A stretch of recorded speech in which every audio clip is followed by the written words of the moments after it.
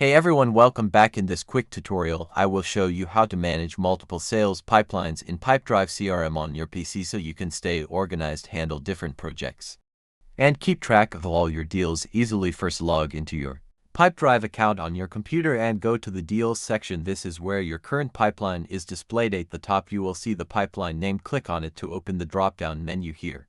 You can switch between different pipelines if you already have more than one created. To create a new pipeline, click on Manage Pipelines or Add New Pipeline, then give it a name based on your needs like sales, freelance projects, or client onboarding, and add the stages that match your workflows.